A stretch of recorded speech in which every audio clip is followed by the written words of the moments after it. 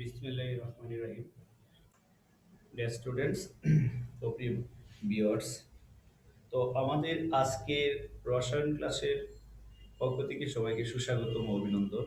তো সেই সাথে আমাদের আজকের আলোচ্য বিষয়সমূহ হচ্ছে দ্বাদশ শ্রেণীর দ্বাদশ শ্রেণীর মূলত অর্গানিক কেমিস্ট্রির রেজোন্যান্স প্লাস অর্থপ্যারা নির্দেশক সমূহকে আমরা নিয়ে কথা বলবো। এর আগে তোমাদের সাথে একটু কথা বলে আসি। খাতায় লিখবে একটু যে অ্যালকিনে ইলেকট্রোফিলিক সংযোজন বিক্রিয়ার কৌশল বা mechanism of electrophilic addition reaction in alkyne. তো এই ক্ষেত্রে আমাদের বিষয়বস্তুটা একটু যদি আমি বোর্ডে বোঝাই দিব, তাই তোমরা একটু লক্ষ্য করবা আসলে ব্যাপারটা কি। তো অ্যালকিনের ইলেকট্রোফিলিক বা ইলেকট্রোফিলিক সংযোজন বিক্রিয়ার মেকানিজমটা যদি আমরা ব্যাখ্যা করতে যাই, তো এটা কিভাবে প্রশ্ন হয় এটাও একটু স্মরণ করে দিচ্ছি। সেটা হচ্ছে কি যে অ্যালকিনগুলো কেন ইলেকট্রোফিলিক সংযোজন বিক্রিয়া দেয়।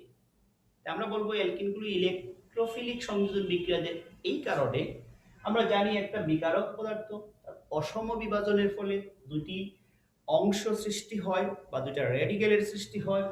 একটা হচ্ছে ইলেকট্রোফাইল, একটা হচ্ছে নিউক্লিওফাইল। ইলেকট্রোফাইল মানে সে ইলেকট্রনকে ভালোবাসে, আর নিউক্লিওফাইল মানে কি, সে ব্যাপারটা হচ্ছে সে নিউক্লিয়াসকে ভালোবাসে। তো ইলেকট্রোফাইল গুলা সে যেটা হবে এখানে যে অংশটা প্লাস, সে এই যে দ্বিবন্ধন বা ত্রিবন্ধন বিশিষ্ট যেটা থাকে, যেহেতু আমরা অ্যালকিন পড়তেছি সুতরাং দ্বিবন্ধনের ট্রেনই কথা বলবো। দ্বিবন্ধনের পাই বন্ধনটা যে ইলেকট্রন থেকে, একটা পাই বন্ধন মানে দুটি ইলেকট্রন, এই দুইটা ইলেকট্রন অর্থাৎ এই পাই বন্ধনের ইলেকট্রন গুলোকে সে আক্রমণ করবে। আক্রমণ করে এই দুইটা কার্বন অর্থাৎ অসম্পৃক্ত কার্বন দ্বয়ের যে কোনো একটিতে সে গিয়ে সমযোজী বন্ধনে যুক্ত হয়ে যাবে। আগে ইলেকট্রোফাইলের প্লাস চিহ্ন ছিল, এই প্লাস এখন নাই, কারণ তার যে ঘাটতি দুটো ইলেকট্রন ছিল এই পাই বন্ধনটা ভেঙে তার সাথে যুক্ত হয়ে গেল। কিন্তু এই কার্বনের কোনো লাভও নেই, লসও নাই এখানে, কারণ তার আগে ছিল এর সাথে বন্ধন, মানে এখন হয়ে গেছে এর সাথে বন্ধন। তো সে তো এখানে জাস্ট এখানে কাজ কোনো করে না, এর সাথে একটা মিডিয়া হিসেবে কাজ করবে। মিডিয়া কেমন? কারণ এই বন্ধনটা, যে বন্ধনটা সে আক্রমণ করেছে তার মাধ্যমে সেটা পেয়েছে, কিন্তু লস্টটা কার হয়েছে? লস্ট হচ্ছে এই কার্বনের। লস্ট বলি বা তার কস্টই বলি, দুটো ইলেকট্রনের ঘাটতি। তো একটা প্লাস মানে আমরা জানি দুটি ইলেকট্রন তার ঘাটতি রয়েছে, অর্থাৎ 1 2 3, তার তিনটা বন্ধন এখানে আছে, মানে 6টা ইলেকট্রন আছে তার সর্বশেষ শক্তি স্তরে, আর দুইটা ইলেকট্রনের শর্ট আছে। তো এই ঘাটতি থাকার কারণে তার আর দিন রজনী বলা যাচ্ছে না, তার কান্নায় আর সহ্য হচ্ছে না। এদিকে নিউক্লিওফাইলের তার যে এই ইলেকট্রন আছে দুইটা বেশি, এই দুইটা এই বান্দর দুইটা এই তার যন্ত্রণা দিচ্ছে। তো দুইজনেই সমস্যার সম্মুখীন। ফার্স্ট স্টেপ, সেকেন্ড স্টেপে এসে কি হচ্ছে, নিউক্লিওফাইল, এইটা হচ্ছে নিউক্লিওফাইলের দুইটা এক্সট্রা ইলেকট্রন তার যে ঘাটতি ইলেকট্রনের সে দান করে দিল। দান মানে সমযোজী বন্ধনে যুক্ত হওয়া, মানে তার সাথে গিয়ে আমরা জানি কন্ডিশন অনুযায়ী তার সাথে গিয়ে যুক্ত হওয়ার সাথে সাথে তার প্লাস চিহ্নটা তার মাইনাস চিহ্নটা নিউট্রাল হয়ে গেল। এই হচ্ছে অ্যাডিশন, এটাকে আমরা বলি যে এডিশন রিঅ্যাকশন অফ অ্যালকিন। অ্যালকিনের যোগ বিক্রিয়া, কেন এই বিক্রিয়াটাকে আমরা ইলেকট্রোফিলিক বলবো? মূলত ইলেকট্রোফাইল দ্বারা বিক্রিয়াটা আক্রমণটা শুরু হয়। প্রারম্ভিক অবস্থাটা কিন্তু ইলেকট্রোফাইল দ্বারা শুরু হচ্ছে, এই কারণে এই বিক্রিয়াটাকে আমরা ইলেকট্রোফাইল এবং অ্যালকিনকে আমরা বলি যে সে মানে যোগ বিক্রিয়া দিবে, তবে সে ইলেকট্রোফাইল দ্বারা, নিউক্লিওফাইল দ্বারা নয়। ফার্স্ট স্টেপই কিন্তু ইলেকট্রোফাইল দ্বারা হয়, কারণ ফার্স্ট স্টেপটা হচ্ছে সে দ্বিবন্ধনটা ভাঙতে হবে। দ্বিবন্ধন ভাঙতে গেলে দ্বিবন্ধন ভাঙা মানেই পাই ইলেকট্রনকে আক্রমণ করা, আর ইলেকট্রনকে আক্রমণ করতে গেলে ইলেকট্রোফাইল লাগবে, কারণ সে ইলেকট্রনকে ভালোবাসে। নিউক্লিওফাইল সে নিউক্লিয়াসকে ভালোবাসে, সুতরাং নিউক্লিওফাইল এনে ইলেকট্রনকে আক্রমণ করা যাবে না। এই ছিল বিষয়বস্তু। এখন একটু আচ্ছা আমরা একটু ব্যাখ্যা করে আসতেছি যে আবেশী প্রভাব, কারণ আমরা পড়ব বেঞ্জিন বলয়ের প্রতিস্থাপকমূলক সমূহকে নিয়ে অ্যারোমেটিক যৌগগুলোর ক্ষেত্রে। তো আবেশী প্রভাব জিনিসটা কি? যে কোনো জৈব অণুতে জৈব অণু বলতে ধরো ক্লোরোমিথেন, ক্লোরোইথেন, প্রোপেন ইটিসি। সংযুক্ত অন্য পরমাণু অর্থাৎ একটা হাইড্রোকার্বন হতে পারে বা জৈব যৌগের একটা অন্য পরমাণু থাকে যে কার্বন হাইড্রোজেন ছাড়া অন্য পরমাণুগুলো যুক্ত থাকে, ক্লোরিন থাকতে পারে, ফ্লোরিন থাকতে পারে। এগুলোর ইলেকট্রনের গ্রাহিতার তফাতের জন্য স্থানচ্যুতির যে স্থায়ী ফলাফলের একটা সৃষ্টি হয় তাকে আমরা আবেশিক ফলাফল বলব। এখন আমি এটা বোর্ডে একটু দেখাই দিচ্ছি। তো বোর্ডে যদি তো এই হলো কার্বন, কার্বনের 4টা হাত থাকে, তার মধ্যে একটা অন্য পরমাণু, তাহলে সেটা আমি আমার মতো করে আমি একটা হ্যালোজেন দিলাম। এই হচ্ছে হ্যালোজেন। তো যুক্ত থাকলে তো আমরা এই অংশটার ক্ষেত্রে যদি বলি এটা হচ্ছে কি একটু হ্যালোজেনের ক্ষেত্রে স্বাভাবিক নিয়ম অনুযায়ী সে কি হবে, তার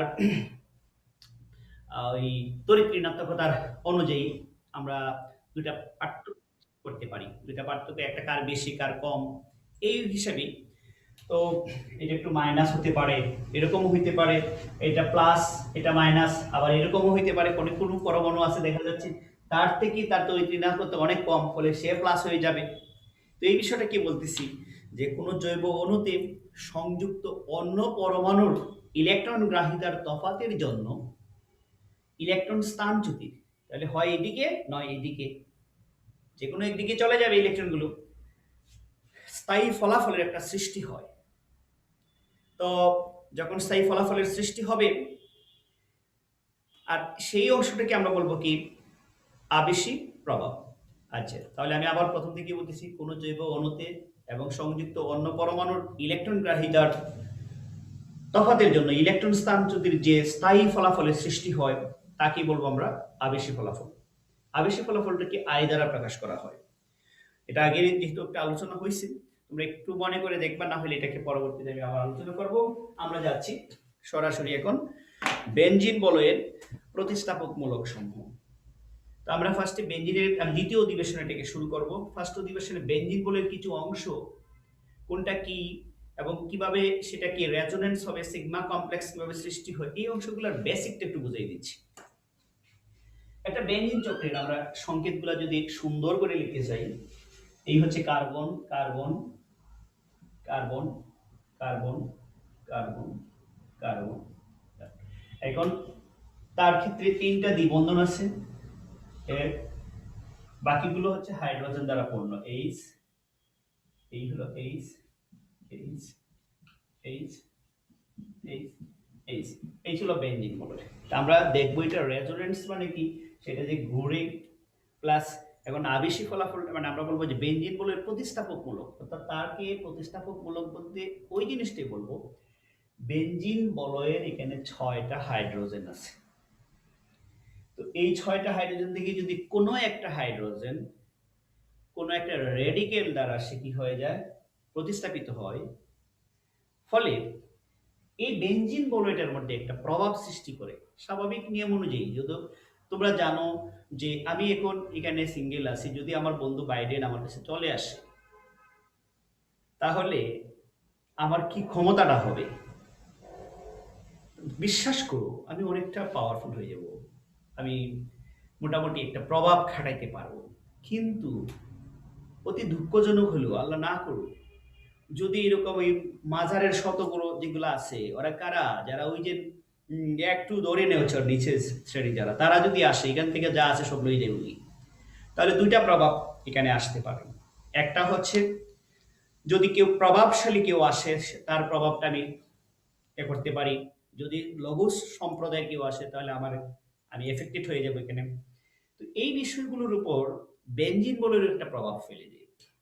তো কিভাবে প্রভাবটা ফেলে তা বলবো, যদি এখান থেকে কোনো একটা হাইড্রোজেনকে সরিয়ে কোনো একটা প্রতিস্থাপকমূলক যে আসে, ধরো নাইট্রোমূলক আসলো NO2, এরা হচ্ছে কি, এরা চিন্তাইকারী, বলয় থেকে ইলেকট্রন নিজের দিকে এভাবে টেনে নিয়ে আসবে। এদেরকে আমরা বলি মেটা নির্দেশক। এটা মনে রাখার আমি একটা সূত্র বানাইছি, খুব ভালো লাগে।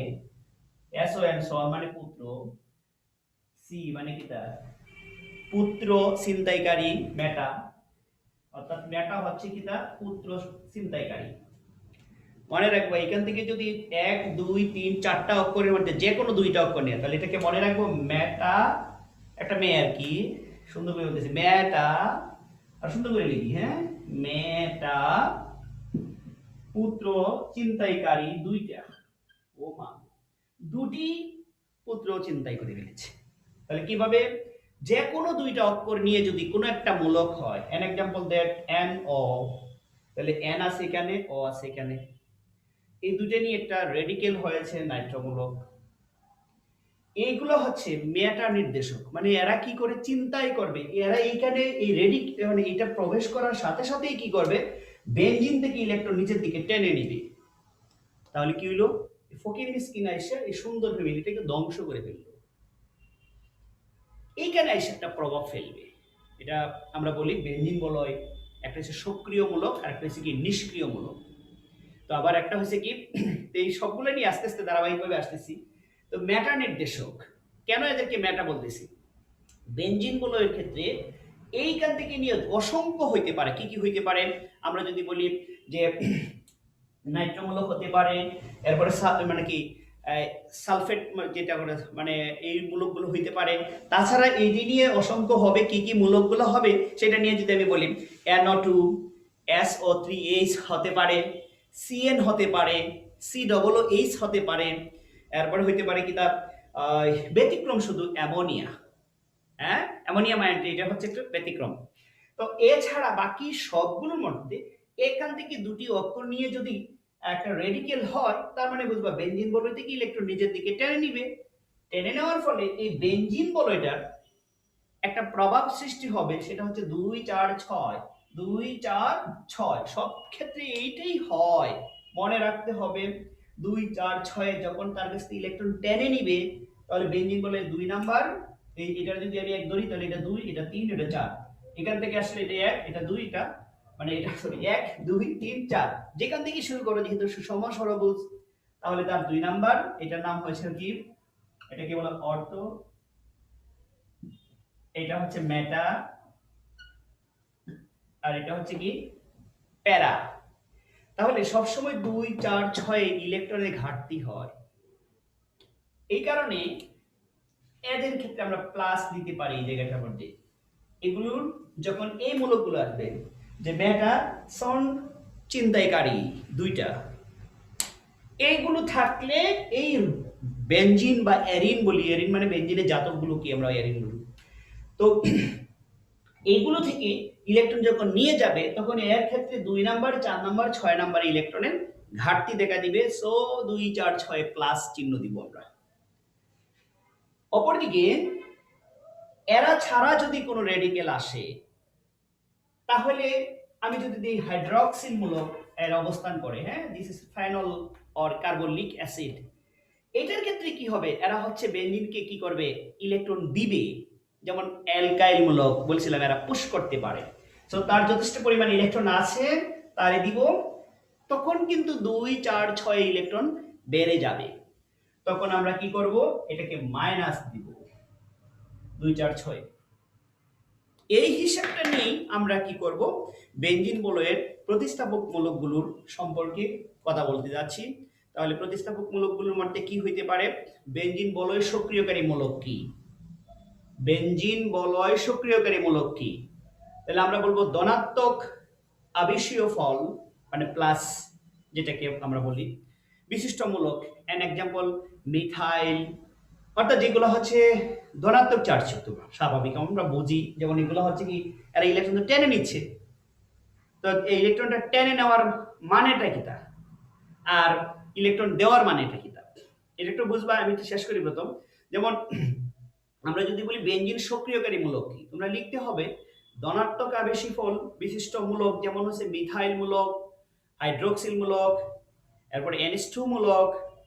বেনজিন বলে ইলেকট্রন প্রবেশ প্রদান করে, অর্থাৎ খাঁটি বাংলায় বলবো যে সক্রিয়কারী মূলক কি, বেনজিনকে একটু কি করে ইলেকট্রন যোগান দেয়, ইলেকট্রন দেয়, প্রভাব ফেলে দেয়। হ্যাঁ, যদি কেউ আসে আমার কাছে, বাইডেন আসলো, আমার জন্য পাওয়ার বেড়ে গেল, সুতরাং সে আমাকে কি করলো, যে একটা অ্যাক্টিভ করে দিল, নাও নিউট্রাল আছি, নিরপেক্ষ, কিন্তু যখন পাওয়ার চলে আসবে, সো তো আমি বলবো তখন কি এই যে সক্রিয়কারী কেউ চলে আসছে, এই কারণে। সো বেনজিনকে অ্যাক্টিভ করে এমন মূলকগুলা ওরা কারা, মিথাইল বা অর্থাৎ ধনাত্মক আবেশী ফল প্লাস NO2 প্লাস যদি হয়, কারণ আমরা প্লাস মাইনাস দুটি বলতে পারি, মিথাইলটা কি হতে পারে, প্লাসও হতে পারে মাইনাসও হতে পারে। যখন ফ্রি রেডিকেল হয় তখন কিন্তু নিরপেক্ষ রয়, কিন্তু অসম বিভাজন হলে একটু আগেই দেখছি আমরা, একটা প্লাস হতে পারে একটা মাইনাস হতে পারে। তো স্বাভাবিক নিয়ম অনুযায়ী যখন প্লাস অংশটা আসবে, এখানে যখন কোনো একটা প্লাস অংশ থাকবে তখন এটার মধ্যে ইলেকট্রন যোগান দিবে এখানে। তো এইরকম হিসাবটা হচ্ছে কি মিথাইল, এরপর হচ্ছে কি NO2 প্লাস হতে পারে। তো আমরা যাচ্ছি যে আরেকটা হচ্ছে কি যে বেনজিন বলয় নিষ্ক্রিয়কারী মূলক, বেনজিন বলয় নিষ্ক্রিয়কারী ঋণাত্মক আবেশী ফল, মানে এক্ষেত্রে আমরা বলবো বেনজিন বলয় থেকে ইলেকট্রনটা মূলকটাকে ঘনত্বটা টেনে নেয়, ইলেকট্রন ঘনত্বটা নিজের দিকে টেনে নেয়। ওরা কারা, যেমন আমি এটাকে মনে রাখার জন্য মেটা সন চিন্তাইকারী দুটি, এদেরকে আমরা বলি কি বেনজিন বলয়কে নিষ্ক্রিয় করে দিবে। এটা এসে নিঃস্ব করে ফেলেছে, দুইটা সন্তান নিয়ে গেছে, কয় না আমার নিঃস্ব, আমি নিঃসন্তান হারা হয়ে গেছি গো। ওই যে এটা কেন, কারণ এই মেয়েটা সন চিন্তাইকারী দুটি, এরা এসে কি করবে বেনজিন থেকে ইলেকট্রন নিজের দিকে টেনে নিবে, নেওয়ার পরে বেনজিন বলয়ের কি হবে 2 4 6 অলরেডি এই জায়গা থেকে যখন চলে যাবে তখন প্লাস, এখানে প্লাস হবে, তখন একটা